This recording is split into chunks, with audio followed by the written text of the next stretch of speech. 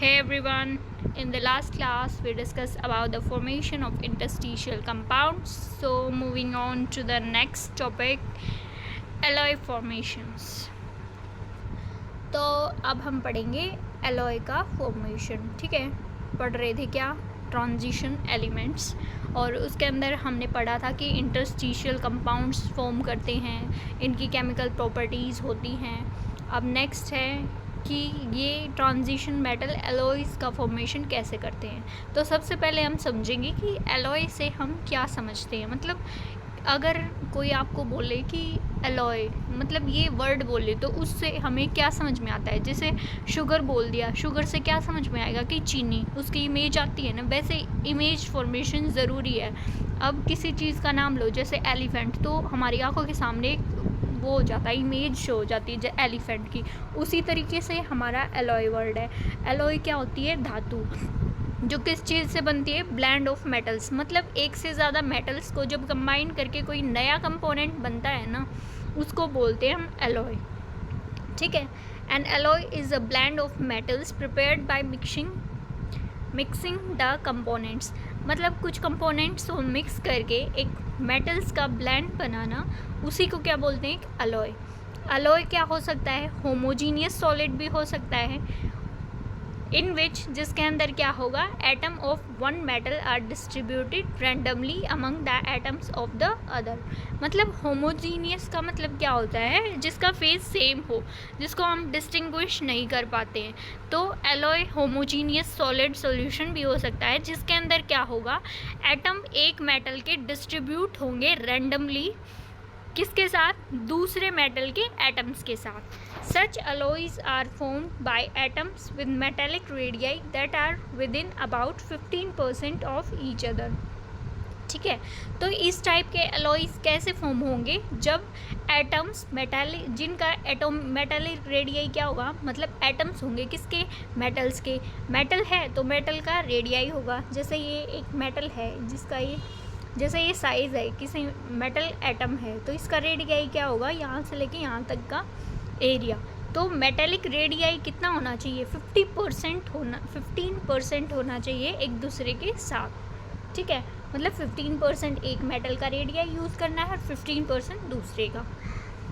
Because of similar radii and other characteristics of transition metals, alloys are readily formed by these metals. अब देखो, जैसे दो metal है, उन्हें, अब जैसे दो मेटल है, जैसे एक ये आयरन हो गया, एक ये कॉपर हो गया. ठीक है. तो इन दोनों को मिला के एक नया कंपाउंड बनाना है यहाँ पे, तो वो क्या हो जाएगा, एलॉय बोला जाएगा. ठीक है. अब इसका रेडियस क्या होना चाहिए, मतलब इसका जो रेडियस है उसके ऑलमोस्ट सिमिलर होना चाहिए, 15% तक मतलब मैच होना चाहिए. ठीक है. इसी वजह से क्या होगा, अब जो दोनों के साइज़ इक्वलिटी पे होंगे, मतलब रेडियस ऑलमोस्ट सेम होगा, तभी तो अलॉय अच्छा बनेगा. अब एक मेटल इतना बड़ा हो गया, एक मेटल इतना छोटा सा हो गया, तो इन्हें मिक्स करेंगे तो अच्छी ओवरलैपिंग नहीं होगी. तो उस वजह से अलॉय क्या है, अच्छे से फॉर्म नहीं हो पाएगा.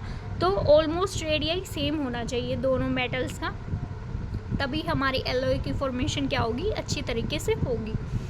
The alloys so formed are hard and have often high melting points. अब जो हमारे एलॉय फॉर्म होंगे, जब दो मेटल का मिक्सअप होगा, तो वो क्या होंगे, हार्ड होंगे.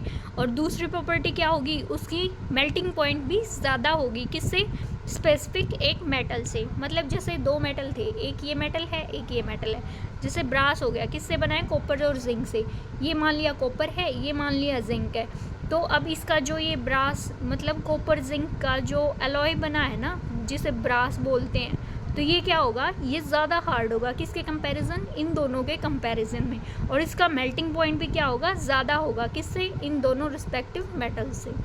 तो इसी वजह से एलॉय फॉर्मेशन ज़रूरी है, ताकि हमारे पास कुछ ऐसा प्रोडक्ट हो जिसकी हार्डनेस बहुत ज़्यादा हो और उसकी मेल्टिंग पॉइंट भी ज़्यादा हो, ताकि हम यूज़ कर सकें उन्हें अलग अलग तरीके से.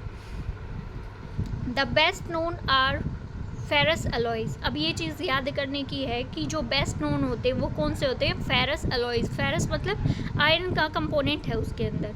Fe3+, जहाँ यूज़ होगा एक मेटल, और दूसरा मेटल कौन सा होगा, क्रोमियम, वेनेडियम, टंगस्टन, मोलिब्डेनम और मैग्नीज.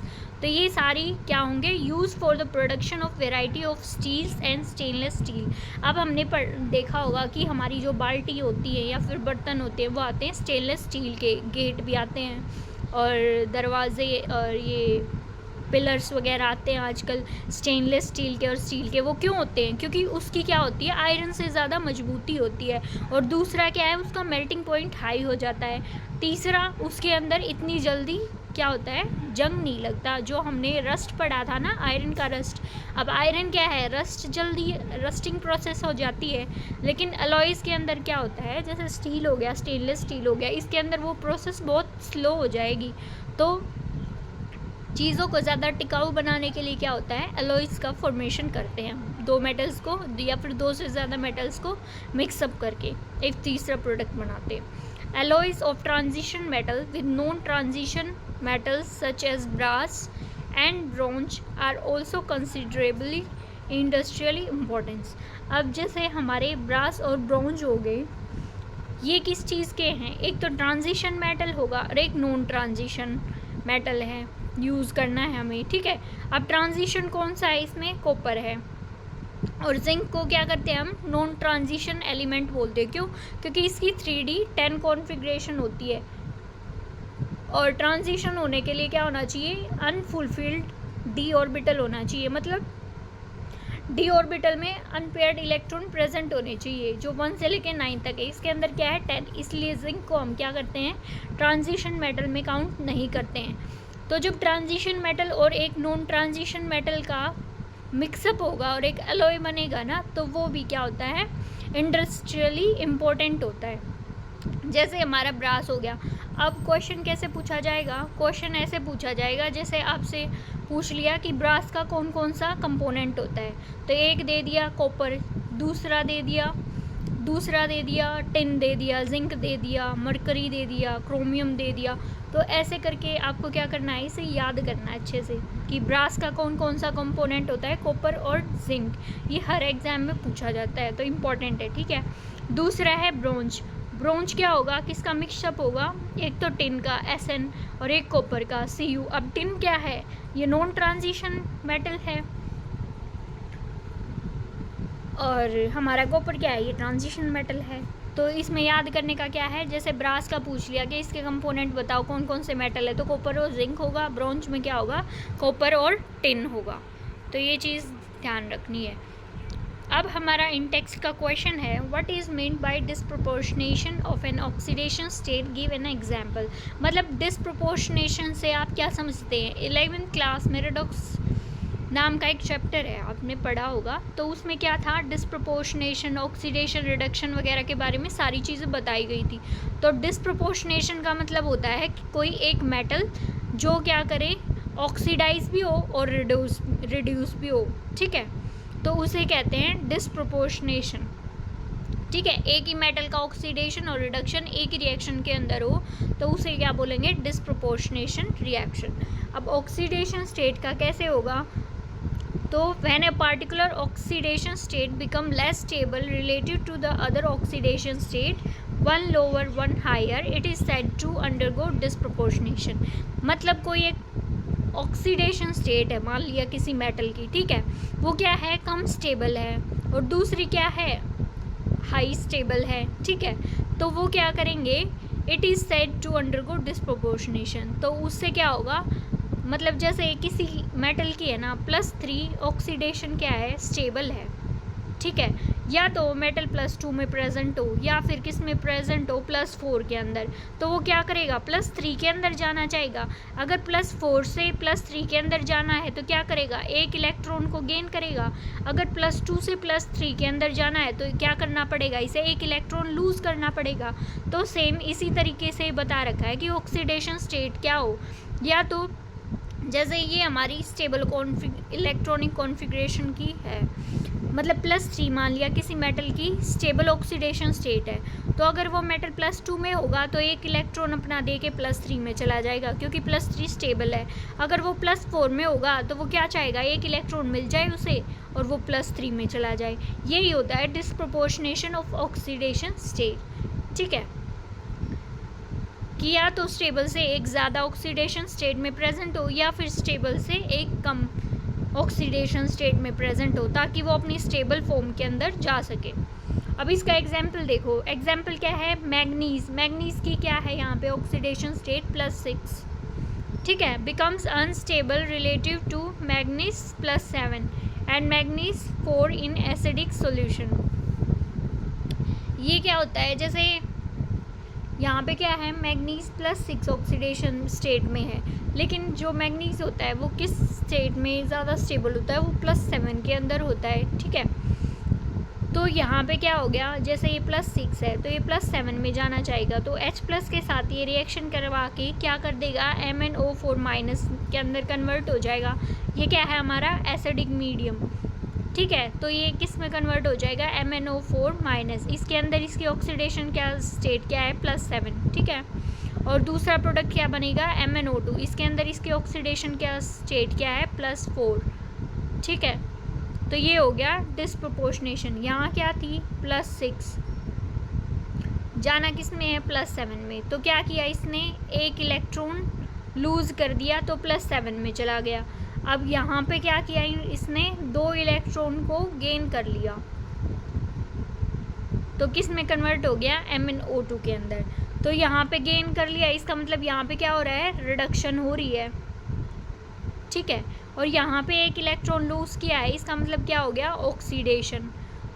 तो एक ही मेटल का क्या हो गया, रिडक्शन भी हो रहा है और ऑक्सीडेशन भी हो रहा है। यही होता है हमारा डिस्प्रोपोर्शनेशन रिएक्शन।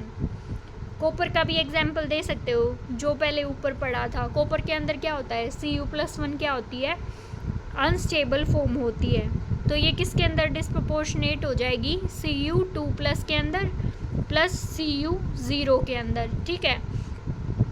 तो ये रिएक्शन भी एग्जाम्पल के अंदर दे सकते हो आप। आई होप समझ में आया होगा। अब नेक्स्ट क्या है, एक्सप्लेन वाई Cu2+, मतलब Cu+ आयन क्या होता है, स्टेबल नहीं होता है एक्वस सॉल्यूशन के अंदर। इसका क्या रीज़न है, कि इसके 2 रीज़न है। फर्स्ट, Cu+ क्या होता है, ये डिस्प्रोपोर्शनेट हो जाता है, जैसा कि अभी मैंने बताया। तो ये किस में कन्वर्ट हो जाएगा, Cu+2 के अंदर, और ये क्या हो जाएगा, Cu जिसके अंदर 0 ऑक्सीडेशन स्टेट है, ठीक है।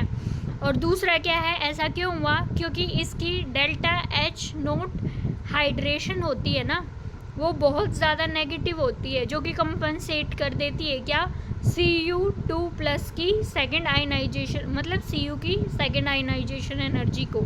तो ये रीज़न होता है, और पहले भी ये हमने पढ़ा था जब हम पढ़ रहे थे रिएक्शंस, तो ऊपर है ये, ठीक है। तो दोबारा एक बार रिवाइज कर लेना, और ये बहुत इंपॉर्टेंट क्वेश्चन है, CBSE के अंदर भी बार बार पूछा जाता है और वैसे भी एग्जाम्स के अंदर, कि Cu+ आयन नॉट स्टेबल। ऐसा क्यों है, क्योंकि -H0 हाइड्रेशन क्या होती है, ज़्यादा होती है, ठीक है। इस वजह से ये कंपनसेट नहीं कर पाती किसको, second ionization energy of copper. Some important compounds of transition element. अब हम क्या पढ़ेंगे, कुछ इंपॉर्टेंट कंपाउंड्स किसके, हमारे ट्रांजिशन एलिमेंट्स के। तो सबसे पहले पढ़ेंगे हम ऑक्साइड्स और ऑक्सो एनाइंस ऑफ मेटल, ठीक है। ऑक्साइड्स मतलब मेटल ऑक्सीजन के साथ रिएक्शन करके जो कंपाउंड बनाएगा वो होगा मेटल ऑक्साइड, ठीक है। ऑक्सो एनाइंस मतलब ऑक्सीजन कंटेनिंग कंपाउंड्स, जिस एनाइन का मतलब होता है ऊपर negative charge. These oxides are generally formed by the reaction of metal with oxygen at high temperature. अब ऑक्साइड कैसे बनेंगे, जैसे मेटल हो गया प्लस में ऑक्सीजन, इसके साथ रिएक्शन करवा दी, कब, जब हाई टेम्परेचर होगा, तो क्या बनेगा, मेटल के ऑक्साइड फॉर्म होंगे, ठीक है। तो ये लाइन बता रखी है, all metals except scandium form MO oxides which are ionic. ये चीज़ बहुत ज़्यादा इम्पोर्टेंट है, तो इसे ध्यान रखना कि सारे मेटल क्या करते हैं, ऑक्साइड फॉर्म करते हैं, जो किस नेचर के होंगे, आयनिक नेचर, मतलब आयंस के अंदर कन्वर्ट होंगे, वो आयनिक नेचर है इसका मतलब, ठीक है। और स्कैंडियम क्या करेगा, ये कभी भी मेटल का ऑक्साइड नहीं बनाएगा। तो ये क्या क्वेश्चन पूछा जा सकता है, तो क्वेश्चन ये पूछा जाएगा कि which of the following transition metal do not form metal oxides. तो कौन सा मेटल होगा? स्कैंडियम मेटल होगा। The highest oxidation number in the oxides coincide with the group number is attend in Sc2O3 2Mn2O7। ठीक है, मतलब कि जो ग्रुप नंबर होगा वो ऑक्सीडेशन नंबर से कब कोइंसाइड करेगा, मतलब एक जैसा कब हो जाएगा? जब वो अटेन करेंगे क्या? जैसे Sc2O3 2Mn2O7 बियॉन्ड ग्रुप 7, मतलब ग्रुप 7 के बाद क्या होगा? No high oxidation state of iron above Fe2O3 are known, मतलब Fe2O3 के बाद कोई भी हाई ऑक्सीडेशन स्टेट इसकी नहीं हो सकती है। बिसाइड्स द ऑक्साइड ऑक्सोकैटाइंस स्टेबलाइजेस, मतलब जो ऑक्साइड्स के अलावा जो ऑक्सोकैटाइन फॉर्म होंगे ना ट्रांजिशन मेटल के, तो वो स्टेबलाइज कैसे करेंगे? जो वेनेडियम है वो 5 ऑक्सीडेशन स्टेट में होगा, किसके अंदर? VO2 पॉजिटिव के अंदर। वेनेडियम 4 कैसे एग्जिस्ट करेगा? VO2 पॉजिटिव की तरह। Ti4 कैसे एग्जिस्ट करेगा? TiO2 की तरह, TiO2 पॉजिटिव। ठीक है, as the oxidation number of metal increases ionic character decreases, मतलब जैसे जैसे ऑक्सीडेशन नंबर मेटल का बढ़ता जाएगा ना, तो जो आयनिक कैरेक्टर क्या हो जाएगा? वो डिक्रीज होता जाएगा। ठीक है, इन केस ऑफ Mn, मतलब मैग्नीज के केस में क्या है? जैसे Mn2O7 है, वो क्या होता है? कोवलेंट नेचर का होगा, मतलब शेयरिंग ऑफ इलेक्ट्रॉन्स हो जाएंगी। क्यों? क्योंकि Mn2O7 के अंदर क्या ऑक्सीडेशन स्टेट हो जाएगी? Mn की +7 ऑक्सीडेशन स्टेट हो जाएगी, और +7 का मतलब क्या है? Mn की इलेक्ट्रॉनिक कॉन्फ़िगरेशन होगी 3d0। ठीक है, तो 3d0 है, D के पास कोई इलेक्ट्रॉन ही नहीं है देने को। आयनिक कंपाउंड कैसे फॉर्म होगा? जब कंप्लीट डोनेशन होगा, मतलब एक इलेक्ट्रॉन जब मेटल दूसरी उसको दे देगा, जैसे ऑक्सीजन है, Mn को ऑक्सीजन के साथ बनाना है अपना बॉन्ड, तो ऑक्सीजन के एम्प्टी p ऑर्बिटल के अंदर जब D के इलेक्ट्रॉन डोनेट होंगे ना, तब क्या बनेगा? कोवलेंट। ठीक है, अब इसके आयनिक, अब क्या है? डी, अब जैसे मैग्नीज है, इसके अंदर क्या है? +7 ऑक्सीडेशन स्टेट, तो +7 ऑक्सीडेशन स्टेट के अंदर क्या हो गया? मैग्नीज के पास कोई इलेक्ट्रॉन ही है, तो ये कंप्लीट डोनेशन करेगा कैसे? नहीं करेगा। तो इसे क्या रह जाएगा? इसके पास ऑक्सीजन है, तो वो क्या करेगा? इसके पास मतलब ये इलेक्ट्रॉन शेयर करेगा इसके साथ, और इलेक्ट्रॉन की शेयरिंग को क्या बोलते हैं हम? कोवलेंट कंपाउंड का फॉर्मेशन। ठीक है, कोवलेंट बॉन्ड बन गया, इसका मतलब sharing of electron. Ionic bond मतलब कंप्लीट ट्रांसफ़र ऑफ इलेक्ट्रॉन्स। तो अगर इलेक्ट्रॉन होंगे ही नहीं तो ट्रांसफ़र कैसे करेगा? तो इसमें याद करने की क्या चीज़ है? जैसे अब आपसे पूछ लिया जाए कि Mn2O7 कंपाउंड है, वो आयनिक होगा या कोवलेंट होगा, तो कैसा नेचर का होगा? कोवलेंट होगा, ग्रीन ऑयल कलर। इवन जो CrO3 या फिर V2O5 है, इनके क्या होंगे? लो मेल्टिंग पॉइंट्स, मतलब मेल्टिंग पॉइंट बहुत कम होता है, थोड़े सा टेम्परेचर दिया और ये क्या हो जाएंगे? मेल्ट हो जाएंगे। In these higher oxides the acidic character is predominant. ठीक है, मतलब इन के अंदर क्या होगा? एसिडिक कैरेक्टर होगा। इसका मतलब क्या है कि Mn2O7 हो गया, CrO3 हो गया, V2O5 हो गया, ये क्या होंगे? एसिडिक कैरेक्टर के होंगे। एसिडिक कैरेक्टर मतलब एसिड की तरह बिहेव करेंगे, जो इलेक्ट्रॉन पेयर को एक्सेप्ट करते हैं। ठीक है, Mn2O7 gives HMnO4, CrO3 gives H2CrO4, H2Cr2O7। ठीक है, Mn2O7 है, अब ये क्या बोला था कि एसिड की तरह बिहेव कर रही है ना, तो इसी वजह से ये बोला गया है। जैसे Mn2O7 है, उसके अंदर H+ चला जाएगा, तो ये क्या करेंगे? प्रोटॉन का एक्सेप्टेंस कर रहे हैं ना, मतलब H+ को एक्सेप्ट कर रहे हैं, तो ये क्या होंगे? एसिडिक कैरेक्टर के होंगे, और क्या फॉर्म हुआ? HMnO4। अब CrO3 क्या करेगा? H2 मतलब हाइड्रोजन आयंस के साथ रिएक्ट करके क्या बना देगा?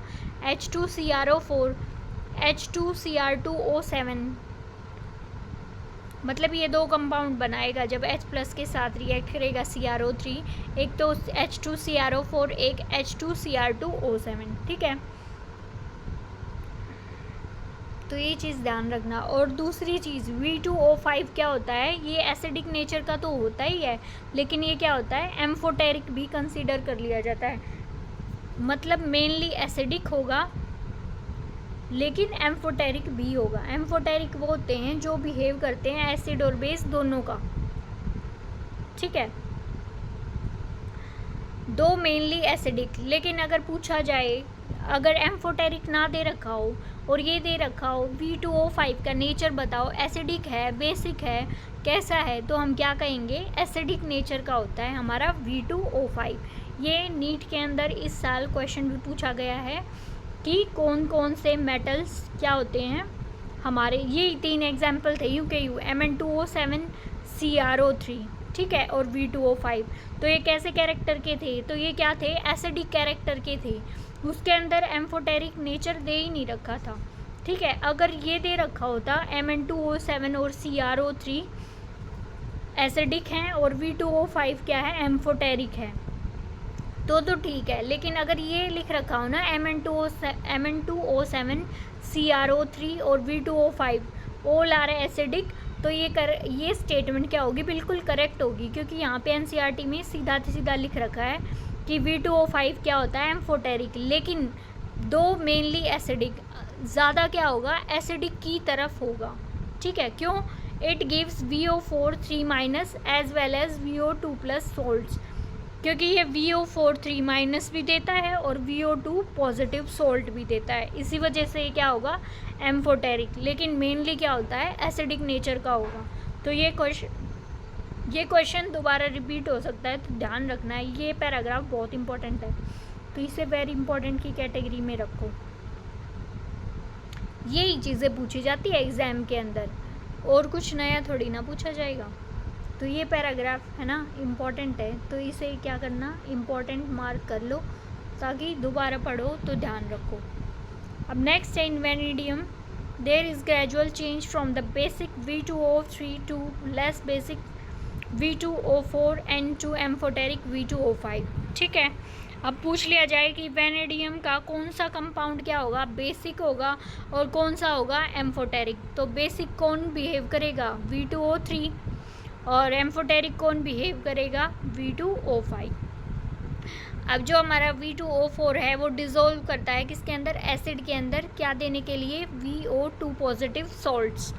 V2O5 रिएक्ट करता है एल्कलीज के साथ भी और एसिड्स के साथ भी, क्योंकि बेस के साथ एल्कलीज क्या होते हैं, बेस, एसिड्स क्या होते हैं, एसिड। तो ये V2O5 क्या करता है, बेस के साथ भी रिएक्ट करता है और एसिड के साथ भी। क्यों, क्या देगा, जब बेस के साथ रिएक्ट करेगा तो बनाएगा VO4 3-, जो कि यहाँ पे है VO4 3-, और जब ये एसिड के साथ रिएक्ट करेगा तो क्या बनाएगा, VO4 पॉजिटिव, ठीक है। तो ये पूरा पैराग्राफ क्या है, बहुत इंपॉर्टेंट है। ये क्वेश्चन बार बार पूछे जाते हैं, बार बार वो रिव्यू में, क्योंकि ध्यान देना पड़ेगा। The well characterise CrO is basic, Cr2O3 is amphoteric.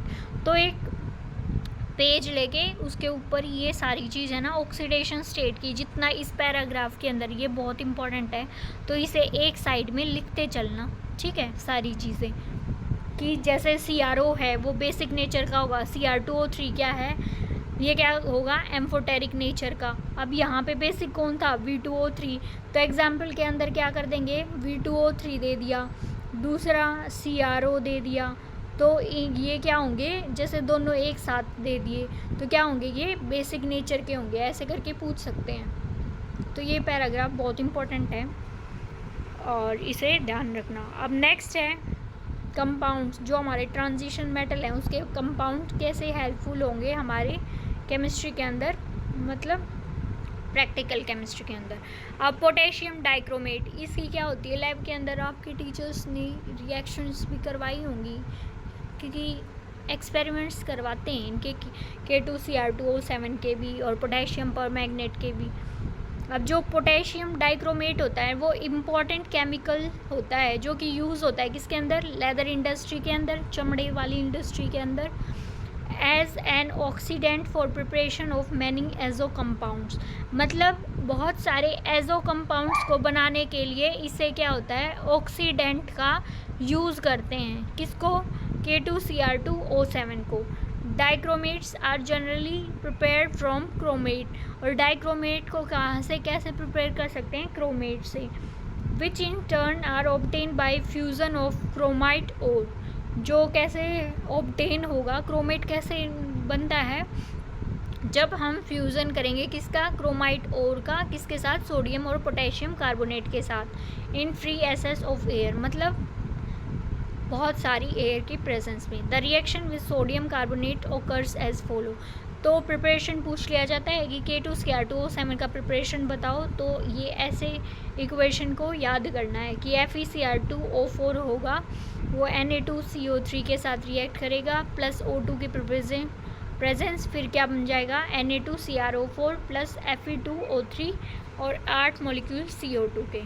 The yellow solution of sodium chromate is filtered and acidified with sulfuric acid to give a solution from which orange sodium dichromate Na2Cr2O7.2H2O can be crystallized।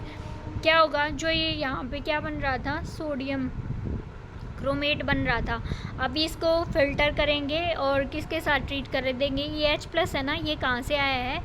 H2SO4 से, ठीक है। तो ये सीधा लिख दिया 2H+, मतलब H2SO4 के साथ रिएक्ट करके क्या बनाएगा? ये एक ऑरेंज, ये जो Na2Cr2O7 है, ये क्या होगा? ऑरेंज कलर का कंपाउंड होगा, ठीक है। अब next, sodium dichromate is more soluble than potassium dichromate.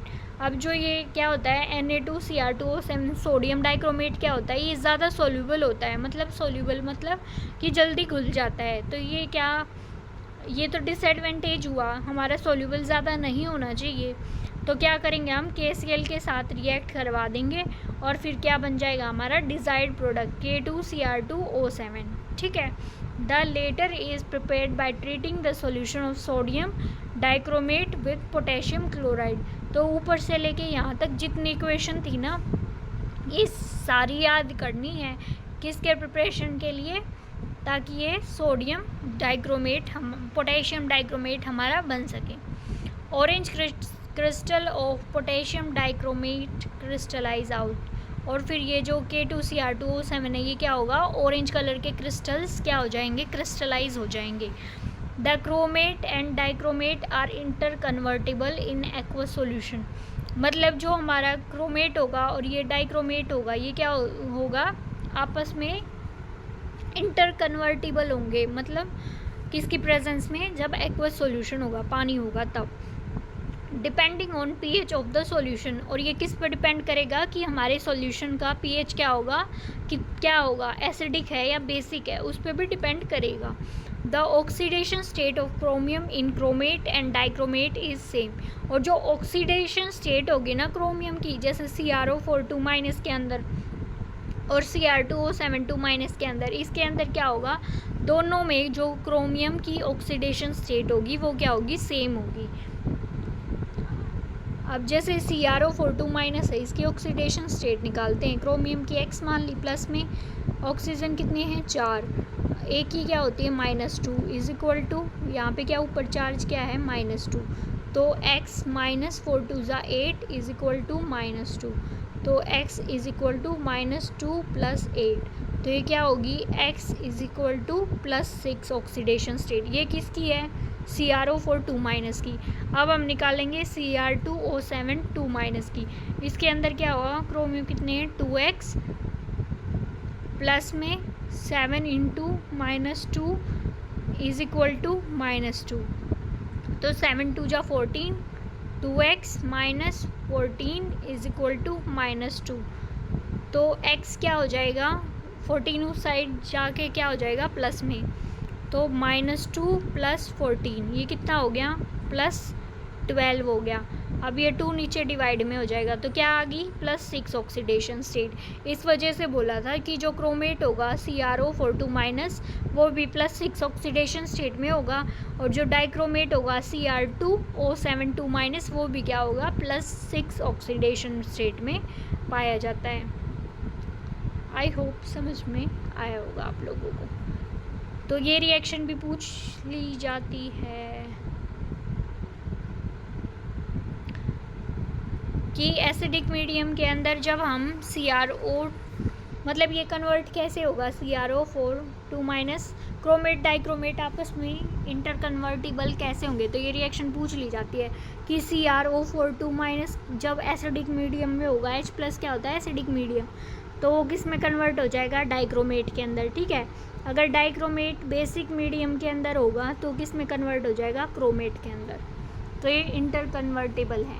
अब इसका स्ट्रक्चर, क्रोमेट का स्ट्रक्चर क्या होगा, क्रोमियम के साथ क्या लगे हुए हैं, 4 ऑक्सीजन। तो Cr 1 2 3 4 और 2 नेगेटिव चार्ज है, तो ऊपर बाहर स्फीयर पे क्या आ जाएगा, 2- चार्ज। अब डाइक्रोमेट के अंदर क्या होता है, एक ऑक्सीजन क्या होता है, ब्रिज के अंदर होता है कि जो दोनों क्रोमियम के को कनेक्ट करता है। तो ऑक्सीजन 3 यहाँ पे क्रोमियम के साथ लगेंगे, 3 यहाँ पे, एक एक्स्ट्रा होगा क्योंकि O7 है, तो ये क्या करेगा, ब्रिज बनाएगा, CrO ठीक है। तो ये स्ट्रक्चर भी पूछ लेते हैं आपके एग्जाम में कि draw the structure of chromate और डाइक्रोमेट आयंस। तो ये क्या है, थ्योरी के बेसिस पे, थ्योरेटिकली जैसे इसके अंदर आ जाएगा क्वेश्चन आपके CBSE के अंदर कि draw the structure of chromate and dichromate ion. तो आपको क्या करना है कि स्ट्रक्चर ड्रॉ करना है, बिल्कुल सिंपल है। डाइक्रोमेट के अंदर क्या है, एक ऑक्सीजन एक्स्ट्रा है, तो एक ऑक्सीजन एक्स्ट्रा है तो दोनों क्रोमियम के बीच में लगा दो, और ये टेट्राहेड्रल स्ट्रक्चर है ही। अब the structure of chromate ion, मतलब क्रोमेट आयन का स्ट्रक्चर और डाइक्रोमेट आयन का स्ट्रक्चर क्या है, यहाँ पे शो कर रखा है। The chromate ion is tetrahedral. जो क्रोमेट आयन क्या होता है, वो टेट्राहेड्रल होता है। जो डाइक्रोमेट आयन होता है वो कंसिस्ट करता है 2 टेट्राहेड्रल। 2 टेट्राहेड्रल क्यों हुए, क्योंकि अगर इस स्ट्रक्चर को देखें तो ये भी टेट्राहेड्रल है, इस स्ट्रक्चर को देखें तो भी टेट्राहेड्रल है ना। Sharing 1 corner with CrO-Cr, bond angle कितना होगा, 126, मतलब CrO-Cr इसका बॉन्ड एंगल कितना है, 126 डिग्री। अब जो सोडियम और पोटेशियम डाइक्रोमेट हैं वो क्या होते हैं, strong oxidising agent. Strong oxidising agent मतलब किसी का क्या करवा दें, ऑक्सीडेशन करवा दें, खुद का रिडक्शन। ठीक है। Thus, sodium salt has a greater solubility in water and is extensively used as oxidizing agent in organic compounds. मतलब सोडियम सोल्ट क्या होता है, बहुत ज़्यादा सोल्यूबल होता है किसके अंदर, वाटर के अंदर। तो इसी वजह से, इसलिए क्या ऑर्गेनिक केमिस्ट्री के अंदर हमारे सोडियम Na+ को, जैसे NaBH4 हो गया है ना, तो रिड्यूसिंग एजेंट, ऑक्सीडाइजिंग एजेंट के लिए भी हम क्या करते हैं, यूज़ करते हैं ऑर्गेनिक केमिस्ट्री के अंदर। अब जो पोटेशियम डाइक्रोमेट है उसे क्या यूज़ किया जाता है, primary standard in volumetric analysis.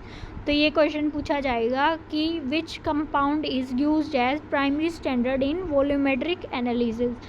तो क्या होगा, पोटेशियम डाइक्रोमेट होगा। In acidic solution its oxidising action can be represented as. अब ये पूछ लें कि जो हमारा डाइक्रोमेट आयन है वो एसिडिक मीडियम के अंदर ऑक्सीडाइजिंग एक्शन कैसे शो करेगा, तो वो ऐसे दिखाएंगे कि Cr2O7 2- H+, मतलब एसिडिक मीडियम के अंदर क्या करेगा, इलेक्ट्रॉन गेन करके और किस में कन्वर्ट हो जाएगा, Cr3+। यहाँ पे क्या था, +6 से किस में चला गया, Cr3+ के अंदर, मतलब इलेक्ट्रॉन का गेन कर लिया। इसका मतलब खुद का रिडक्शन किया है और दूसरे का क्या कर दिया, ऑक्सीडेशन। ठीक है। The acidified sodium dichromate will oxidise iodide to iodine.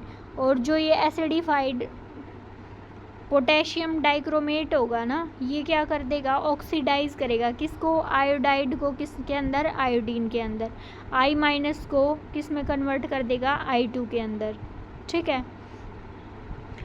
तो एक तो ये रिएक्शन याद करनी है कि Cr2O7 2- H+ की प्रेजेंस में किस में कन्वर्ट हो रहा है, Cr3+ के अंदर।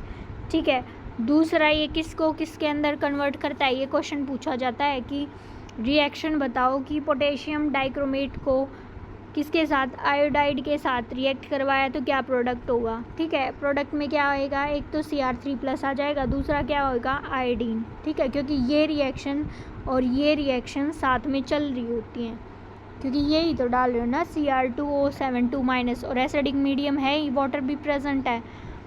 अब I- किस में कन्वर्ट होगा, I2 के अंदर, ठीक है। H2S किसके अंदर कन्वर्ट होगा, सल्फ़र 0 के अंदर। यहाँ पे सल्फ़र की ऑक्सीडेशन स्टेट क्या है, -2, तो 2- से किस में कन्वर्ट हो रहा है, 0 के अंदर, ठीक है। Sn2+ को कन्वर्ट करेगा Sn4+ के अंदर, Fe2+ को कन्वर्ट करेगा Fe3+ के अंदर, मतलब एक इलेक्ट्रॉन यहाँ से लूज होगा और यहाँ पे क्या हो रहा है, 3+ के अंदर कन्वर्ट हो रहा है।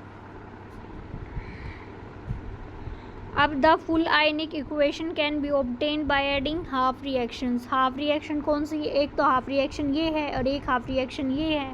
इसके अंदर क्या हो रहा है, +6 ऑक्सीडेशन स्टेट से +3 के अंदर जा रहा है, मतलब gain of electron. Gain of electron किस में होता है, रिडक्शन के अंदर, तो ये क्या हो जाएगी, रिडक्शन हाफ, ये क्या हो जाएंगी, ऑक्सीडेशन हाफ, और इन दोनों को कंबाइन करके बनाएंगे तो फुल आयनिक इक्वेशन बन जाएगी हमारी, ठीक है।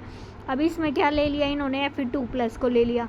अब ये Cr2O7 2- 14H+ के साथ रिएक्ट कर, मतलब ये बैलेंसिंग रिडॉक्स के अंदर आपने सीखी होगी, 6 Fe2+ के अंदर ऐड होंगे, मतलब Fe2+ के साथ किसको ऐड करना है, एसिडिक मीडियम के अंदर Cr2O7 को, तो ये क्या हो जाएगा, Cr2O7 2- किस में कन्वर्ट हो जाएगा, Cr3+ के अंदर, Fe2+ किसके अंदर कन्वर्ट हो गया, Fe3+ के अंदर, और H+ को बैलेंस करने के लिए क्या होगा, वाटर का एडिशन। अब उसी तरीके से दूसरा कंपाउंड क्या है हमारा, पोटेशियम परमैंगनेट। पोटेशियम परमैंगनेट क्या होगा, KMnO4, ठीक है। अब हम पढ़ेंगे KMnO4 के बारे में। अब जो पोटेशियम परमैंगनेट होता है वो प्रिपेयर होता है कैसे, fusion of MnO2 with an alkali metal hydroxide and an oxidising agent like KNO3। मतलब पोटेशियम परमैंगनेट कैसे प्रिपेयर होगा, जब MnO2 का एल्कली मेटल हाइड्रोक्साइड के साथ, जैसे एल्कली मेटल कौन से हो गए, सोडियम पोटेशियम हो गया, ठीक है, और एक ऑक्सीडाइजिंग एजेंट लेना है, कौन सा, KNO3। This produce the dark green K2MnO4, जो क्या बना देगा, K2MnO4 बना देगा। अब K2MnO4 का क्या हो जाएगा, डिस्प्रोपोर्शनेशन, ठीक है, न्यूट्रल या फिर एसिडिक सॉल्यूशन के अंदर, ताकि वो क्या दे सके, हमारा परमैंगनेट दे सके, ठीक है। तो ये जो ऊपर वर्ड्स में लिखा था ना, ये सारा देखो, ये इसके अंदर लिखा है, तो ये पैराग्राफ ये याद करना है कि वो कैसे बनेगा हमारा परमैंगनेट आयन।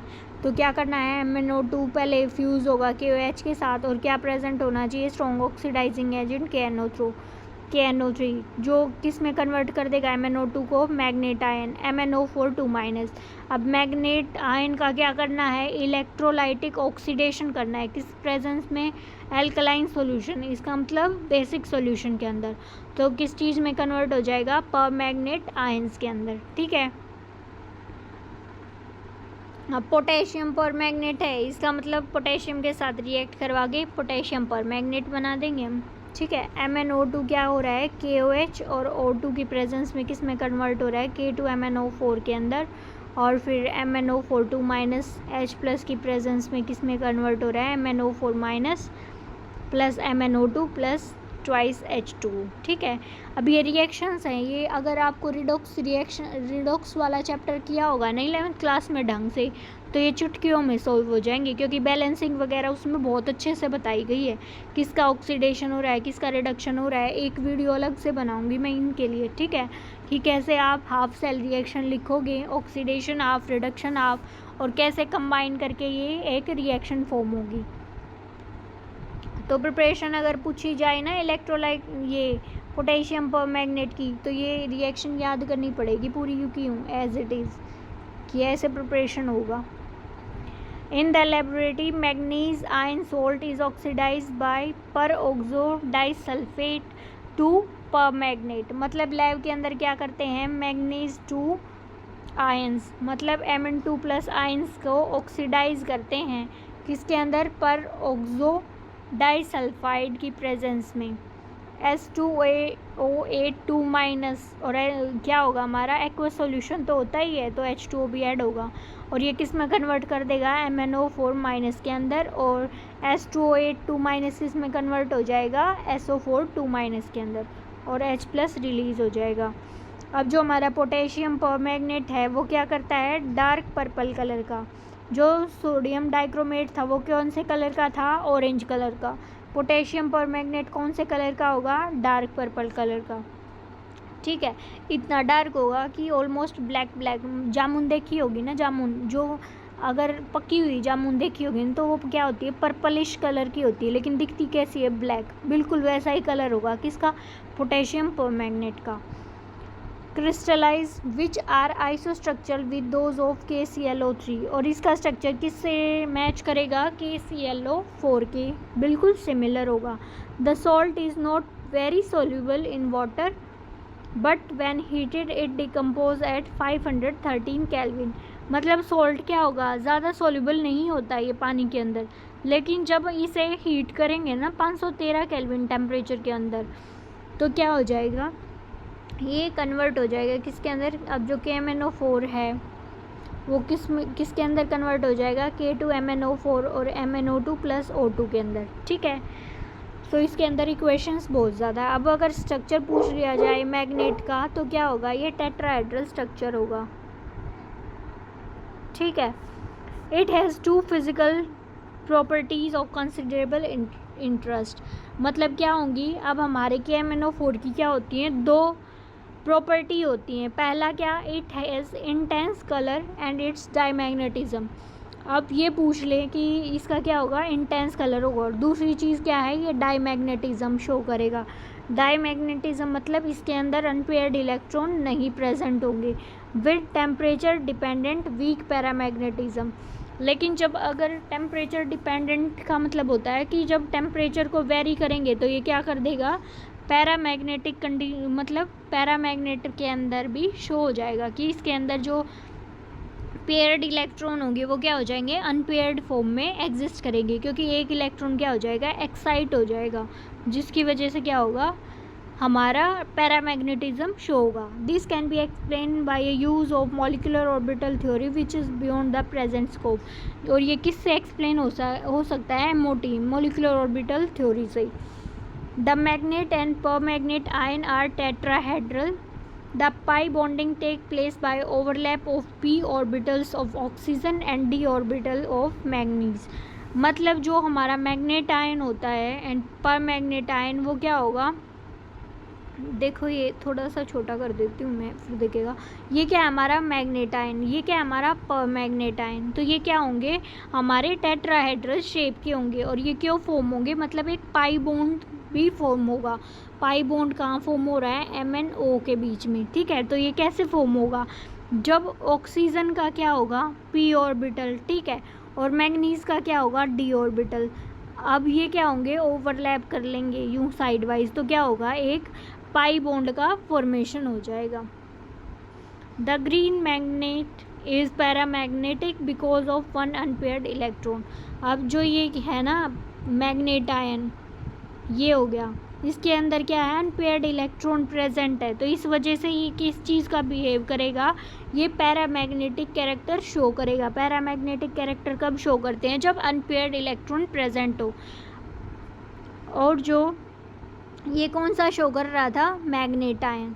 तो अगर आपसे पूछा जाए कि मैग्नेट आयन और पर मैग्नेट आयन में जो मैग्नेटिज्म है वो कैसे डिफ़र करता है, तो मैग्नेट आयन क्या होगा, ये करेगा पैरामैग्नेटिज्म शो, मतलब इसके अंदर अनपेयर्ड इलेक्ट्रॉन प्रेजेंट है तो ये पैरामैग्नेटिक होगा, और जो हमारा पर मैग्नेट आयन है इसके अंदर क्या है, कोई भी अनपेयर्ड इलेक्ट्रॉन नहीं है, तो ये क्या करेगा, डायमैग्नेटिक कैरेक्टर शो करेगा। तो ये इम्पॉर्टेंट है, अगर पूछ लिया जाए कि पर मैग्नेट कैसा होगा, पर मैग्नेट होगा डायमैग्नेटिक और मैग्नेट क्या होगा, पैरामैग्नेटिक। ठीक है, तो अपोजिट हो जाएगा, ये पर मैग्नेट है, मतलब पी के साथ होना चाहिए, लेकिन पी के साथ नहीं होगा, मतलब पैरामैग्नेटिक नहीं होगा, ये डायमैग्नेटिक होगा। वो क्या है, एम से शुरू है ना, मैग्नेटिक होना चाहिए, लेकिन क्या है ये पैरामैग्नेटिक है। ठीक है, डायमैग्नेटिक होना चाहिए, लेकिन ये क्या है पैरामैग्नेटिक। तो इसे कैसे याद करेंगे, एम पी, मैग्नेट क्या है पैरामैग्नेटिक। ठीक है, और ये क्या है पी डी, मतलब पर मैग्नेट क्या है डायमैग्नेटिक। ठीक है, क्योंकि इसके अंदर अनपेयर्ड इलेक्ट्रॉन नहीं है, इसके अंदर है, तो ये पैरामैग्नेटिज्म शो करेगा। अब जो हमारा एसिडिफाइड परमैग्नेट सॉल्यूशन है वो ऑक्सीडाइज करेगा किसको। अब ये रिएक्शन बहुत इंपॉर्टेंट है, जैसे उसके अंदर थी ना सोडियम डाइक्रोमेट के अंदर, वैसे ही इसकी रिएक्शन है ये। तो एसिडिफाइड परमैग्नेट सॉल्यूशन ऑक्सीडाइज करता है किसको, ऑक्सलेट को CO2 के अंदर, आयरन 2 को आयरन 3 के अंदर, नाइट्राइट को नाइट्रेट के अंदर, आयोडाइड को किसके अंदर, फ्री आयोडीन के अंदर। ठीक है, तो ये रिएक्शन याद रखनी है ध्यान से। The full reaction can be written by adding, मतलब फुल रिएक्शन कैसे लिखेंगे, जब दोनों हाफ सेल को लिख दिया जाएगा एक साथ, ऑक्सीडेशन आपको भी और रिडक्शन आपको भी। KMnO4 to half reaction of reducing agent, balancing whenever necessary, मतलब बैलेंस करके लिख रही है जब भी नेसेसरी हो reaction. If we represent the reduction of permanganate to manganate, manganese oxide dioxide and manganese salts by the half reaction, तो कैसे होगा, MnO4 माइनस इलेक्ट्रॉन लेके MnO4 2 माइनस के अंदर।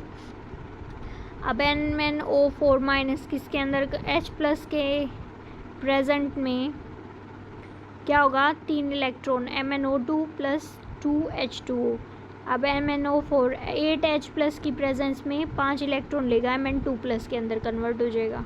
ठीक है, we can very well see that hydrogen ion concentration of the solution play an important role by taking part in influencing the reaction। और इससे इन ऊपर वाली रिएक्शन से क्या पता चल रहा है, ये तो हो गया न्यूट्रल, यहाँ पे क्या है सिर्फ इलेक्ट्रॉन का ट्रांसफ़र, यहाँ पे क्या है H पॉजिटिव पे असर नहीं हो रहा। और यहाँ पे देखो जितना भी H प्लस आयंस क्या हो रहे हैं, इंक्रीज़ होते जा रहे हैं, तो क्या होगा, इलेक्ट्रॉन्स की जो रिक्वायरमेंट है वो ज़्यादा हो रही है। जैसे यहाँ पे 1 इलेक्ट्रॉन था, यहाँ पे 3 इलेक्ट्रॉन इन्वॉल्व हो रहे हैं, यहाँ पे क्या है 5 इलेक्ट्रॉन इन्वॉल्व हो रहे हैं। ठीक है, we can very well see that hydrogen ion concentration of solution play an important part in influencing the reaction, although many reaction can be understood by considering of redox potential। ठीक है, kinetics of the reaction is also an important factor। और जो kinetics है हमारी, मतलब किस rate से हमारी रिएक्शन प्रोसीड कर रही है, वो भी क्या होता है, एक इम्पॉर्टेंट फैक्टर होता है। Permanganate at H+1 should oxidize water, but in practice the reaction is extremely slow unless either manganese ion are present or temperature is raised। मतलब जो परमैग्नेट होता है, जब H+ क्या हो 1, मतलब H+ की कंसंट्रेशन 1 है, तो वो ऑक्सीडाइज करना चाहिए वाटर को, लेकिन रियलिटी के अंदर क्या होता है कि रिएक्शन बहुत स्लो होती है। इसी वजह से क्या होगा, या तो Mn2 प्लस आयन प्रेजेंट होनी चाहिए रिएक्शन में, या फिर क्या प्रेजेंट हो, टेम्परेचर बहुत ज़्यादा प्रेजेंट हो। अब few important oxidising reactions of KMnO4 are given below. कुछ रिएक्शंस KMnO4 की जो कि क्या कर रही है, ऑक्सीडाइजिंग रिएक्शंस शो कर रही है, वो दिखा रखी हैं। अब ये चीज़ याद रखना ज़रूरी है कि मीडियम कौन सा है। अब यहाँ पे देखो एसिड सॉल्यूशन है, इसका मतलब एसिडिक मीडियम है, ये चीज़ बहुत ध्यान रखना, क्वेश्चन गलत हो जाएगा अगर ये चीज़ ध्यान नहीं रखी तो। KMnO4 की रिएक्शन एसिडिक मीडियम में पूछ रखी है, बेसिक में या फिर न्यूट्रल मीडियम में, ये चीज़ बहुत इंपॉर्टेंट है।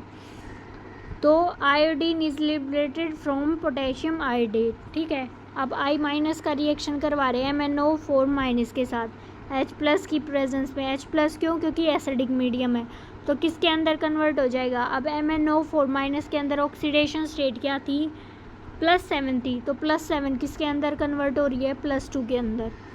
इसका मतलब 5 इलेक्ट्रॉन का चेंज होगा। ठीक है, और I- किस में कन्वर्ट हो रहा है, I2 के अंदर। उसी तरीके से Fe2+ आयन क्या हो रहा है, कन्वर्ट हो रहा है Fe3+ के अंदर, मतलब एक इलेक्ट्रॉन का चेंज। Fe2 क्या कर रहा है, इलेक्ट्रॉन लूज़ कर रहा है। MnO4- किस में था, यहाँ पे +7 और वहाँ पे क्या हो रहा है +2 के अंदर।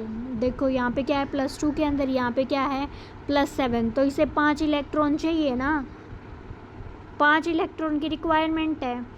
जब ये Mn2+ के अंदर जाएगा, अब Fe2+ कितने लेने, Fe2 किस में कन्वर्ट हो रहा है, +2 से +3 के अंदर, ठीक है। मतलब एक इलेक्ट्रॉन का एक्सचेंज हो रहा है, प्लस इलेक्ट्रॉन, मतलब एक इलेक्ट्रॉन निकाल रहा है Fe2+ Fe3+ के अंदर कन्वर्ट होने में। लेकिन हमारा टारगेट क्या है, +7 को +2 में कन्वर्ट करना। हमें चाहिए कितने, 5 इलेक्ट्रॉन, तो यहाँ पे क्या हो जाएंगे, हमें 5 लेने पड़ेंगे, इसलिए इसके सामने क्या लिखा है 5 Fe2+ लेंगे, तभी जाके क्या होगा, 5 इलेक्ट्रॉन बाहर निकलेंगे और उन्हीं 5 इलेक्ट्रॉन को खा के हमारा Mn+7 से +2 के अंदर कन्वर्ट हो जाएगा, ठीक है। अब एसिडिक मीडियम में इसलिए H+, ठीक है, जितने यहाँ पे H+ होंगे उसको बैलेंस कौन करेगा, H+ को H2O ऐड करना है, ठीक है। और ऑक्सीजन यहाँ पे MnO4- के अंदर है ही। इसी तरीके से ऊपर क्या था I-। अब हमारा MnO4- है, वो क्या होगा, +7 से किस में कन्वर्ट करना है, +2 के अंदर, मतलब 5 इलेक्ट्रॉन का चेंज होना चाहिए। I- से I2 के अंदर चेंज हो रहा है, मतलब -1 है, किस में जा रहा है, 0 के अंदर। -1 से 0 किसके अंदर कन्वर्ट होने के अंदर क्या हो रहा है, 2 इलेक्ट्रॉन। अब -1 से पहले किस में जाएगा, +1 से किस में जाएगा, 0, तो एक इलेक्ट्रॉन तो यहाँ पे देना पड़ेगा और एक यहाँ पे देना पड़ेगा, तो -1 से 0 के अंदर जा रहा है, इसका मतलब क्या हो रहा है, 2 इलेक्ट्रॉन। लेकिन हमें चाहिए कितने, 5 इलेक्ट्रॉन चाहिए ना, लेकिन बैलेंस करेंगे रिडॉक्स रिएक्शन के अंदर, बैलेंसिंग देखी होगी। तो यहाँ पे क्या करेंगे, हम 10 इलेक्ट्रॉन का यूज़ करेंगे। 10 इलेक्ट्रॉन के अंदर क्या करना पड़ेगा, यहाँ पे 10 से मल्टीप्लाई करना पड़ेगा। तो ये रिडॉक्स के अंदर आपने सीखा होगा। तो ये बैलेंसिंग इस तरीके से, बाकी अलग से एक वीडियो बना के मैं बता दूँगी आपको, ताकि अच्छे से, क्योंकि ये टॉपिक है ना बहुत इंपॉर्टेंट है, बहुत इंपॉर्टेंट। क्वेश्चंस बहुत ज़्यादा पूछे जाते हैं CBSE के अंदर भी और वैसे एग्ज़ाम्स के अंदर भी। तो ऑक्जेलेट आयन किसके अंदर, या फिर ऑक्जेलिक एसिड होगा, वो ऑक्सीडाइज होगा, ठीक है। C2O4 2- किसके अंदर कन्वर्ट हो जाएगा, CO2 के अंदर, ठीक है। हाइड्रोजन सल्फाइड H2S, जिसको कैसे लिख सकते हैं हम, 2H+ और S2-। अब S2- किसके साथ रिएक्ट करेगा, MnO4- के साथ। अब MnO4- है ना, फिक्स है इसका, ये Mn2+ के अंदर ही चेंज होगा, कब, जब एसिडिक मीडियम होगा। तो S2- किस में कन्वर्ट हो जाएगा, S के अंदर। अब सल्फ्यूरस एसिड है या फिर क्या होगा, सल्फाइड, वो किसके अंदर ऑक्सीडाइज हो जाएगा, वो सल्फेट के अंदर या फिर सल्फ्यूरिक एसिड के अंदर।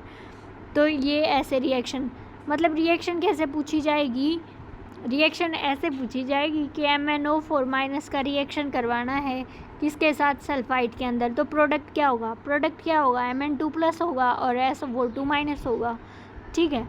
ये क्या है हमारा, सल्फेट और सल्फ्यूरिक एसिड।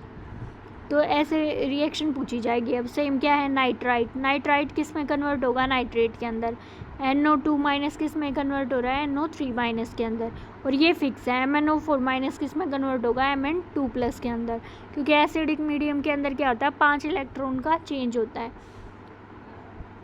अब न्यूट्रल मीडियम के अंदर क्या है, न्यूट्रल मीडियम और फेंटली एल्कलाइन मीडियम, या तो बहुत हल्का सा बेसिक मीडियम हो, ये क्या हो, या क्या हो, न्यूट्रल मीडियम। न्यूट्रल मतलब जिसकी pH क्या हो, 7, ना तो एसिडिक हो ना बेसिक। तो इसके अंदर क्या होता है, oxidation of iodide to iodate, मतलब आयोडाइड का ऑक्सीडेशन किसके अंदर कन्वर्ट हो जाएगा, आयोडेट के अंदर, ठीक है। अब इसके अंदर देखने वाली बात ये है, MnO4- क्या था, +7 के अंदर, और यहाँ पे MnO2 के अंदर क्या है, +4 ऑक्सीडेशन स्टेट के अंदर, मतलब +7 से किस में जाना है, +4 के अंदर। तो कितने इलेक्ट्रॉन हैं, 3 इलेक्ट्रॉन का चेंज है ना, तो I- से कन्वर्ट हो जाएगा IO3- के अंदर। अब थायोसल्फाइड थायोसल्फेट मतलब H2O3 माइनस ऑक्सीडाइज हो जाएगा किसके अंदर, SO4 के अंदर। अब manganese salt is oxidise to MnO2। अब जो मैंगनीज सोल्ट होगा Mn2+ वो किसके अंदर ऑक्सीडाइज हो जाएगा, MnO2 के अंदर, किसकी प्रेजेंस में, जिंक सल्फेट या फिर जिंक ऑक्साइड की प्रेजेंस में, जो कैटेलाइज करेगा ऑक्सीडेशन रिएक्शन को। अब नोट क्या है, नोट ये है कि जो परमैंगनेट टाइट्रेशन है in presence of hydrochloric acid are unsatisfactorily since hydrochloric acid is oxidise to chlorine. मतलब जो ये है ना इम्पॉर्टेंट है, कैसे कि जो हमारी परमैंगनेट टाइट्रेशन है ना in presence of HCl acid are unsatisfactory. मतलब जब हम क्या करते हैं, टाइट्रेशन करते हैं परमैंगनेट का, तो वो HCl की प्रेजेंस में नहीं कर सकते। क्यों? क्योंकि HCl ऑक्सीडाइज होता है किसके अंदर, Cl के अंदर, क्लोरीन के अंदर ऑक्सीडाइज हो जाता है। इसी वजह से हम HCl को यूज़ नहीं कर सकते किसके अंदर, टाइट्रेशन के अंदर। अब इसके यूजेस क्या होगा, beside it's use in analytical chemistry. मतलब एनालिटिकल केमिस्ट्री के अंदर जो यूज़ होता है ये टाइट्रेशन के अंदर, पोटेशियम परमैंगनेट क्या होता है, फेवरेट ऑक्सीडेंट होता है किसके अंदर, प्रिपरेटिव ऑफ ऑर्गेनिक केमिस्ट्री। मतलब ऑर्गेनिक केमिस्ट्री के अंदर फेवरेट ऑक्सीडेंट का भी यूज़ होता है किसका, पोटेशियम परमैंगनेट का। It uses for the bleaching of wool, cotton, silk and other textile fibres. और ये किस में यूज़ होता है, ब्लीच करने में, किसे, वूल को, कॉटन को और सिल्क को, या फिर दूसरे टेक्सटाइल फाइबर्स को। For decolouration of oils are also dependent on its strong oxidising power. और जैसे किसी ऑयल की वजह से कोई कलर आ गया तो उसको भी डीकलराइज करना हो तो भी ये किस चीज़ पे डिपेंड करेगा कि इसकी स्ट्रॉन्ग ऑक्सीडाइजिंग पावर। अब नेक्स्ट वीडियो के अंदर हम शुरू करेंगे इनर ट्रांजिशन एलिमेंट्स या फिर F ब्लॉक एलिमेंट्स। ठीक है, आई होप समझ में आया होगा। जो चीज़ डाउट है वो आप पूछ सकते हैं, बेझिझक होगे। Thank you very much.